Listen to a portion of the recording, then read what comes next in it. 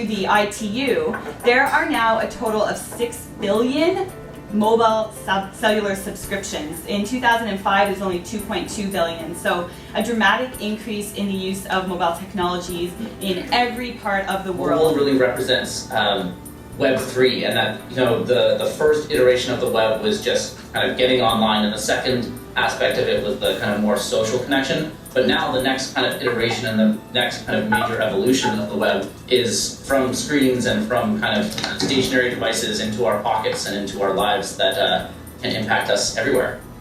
There's been lots of just coverage in general in the media of major mobilization efforts led by young people, or where young people have been a huge force for change using different forms of social media, but in particular their cell phones. One thing in Rio, I guess specifically we can talk about, is that what we ended up actually kind of by accident doing, on the second to last day, I was involved with a network of youth from around the world in coordinating a major action inside the conference center, which we labeled and kind of put throughout it of the hashtag of Rio Fail, because the messaging was "Don't let hashtag Rio fail."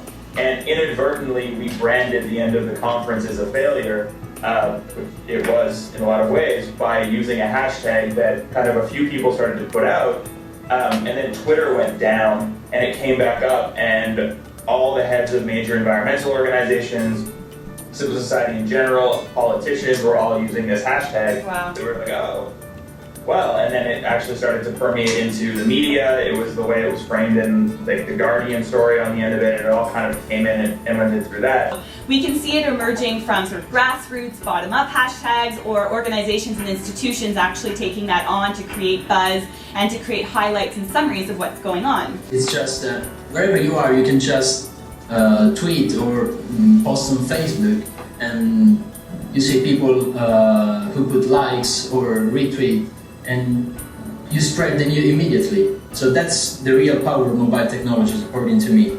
There's been also a huge use of technologies around data mapping. So in the December 2011 election in Kenya, where there were instances of violence, a group was formed called Ushahidi. They're quite a famous example where they allowed people to record different instances of violence, and you see the use of their technology now. They've opened it up, and it's about documentation of whether it be different human rights abuses and just generally promoting democratic liberation of people. And so you can see how technology developed from one event and for one purpose can be opened up and used, and people can use their mobile phones from different locations to record different instances. The fourth major area is around crowdfunding, and there's been a huge rise in crowdfunding. I would say that the Haiti earthquake, January 12, 2010, was a catalyst for the Red Cross in particular. On day 2, they raised over $5 million.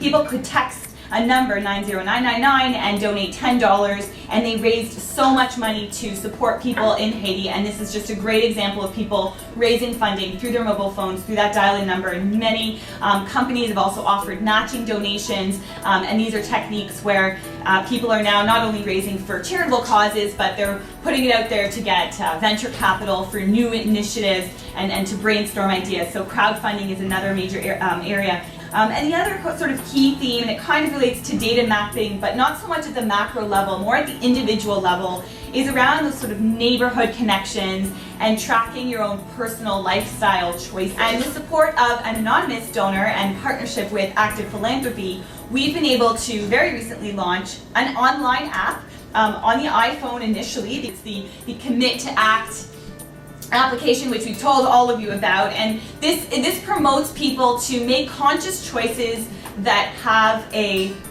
huge effect on reducing their ecological footprint.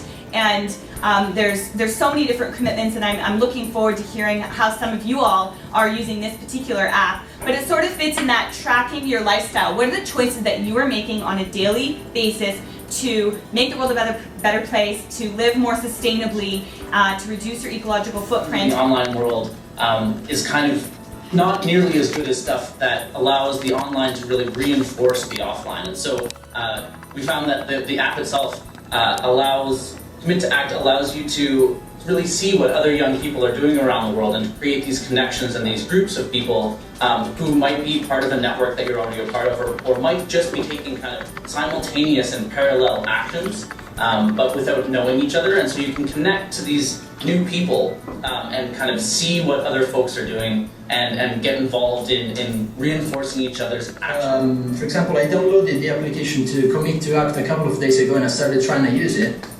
And that's really nice.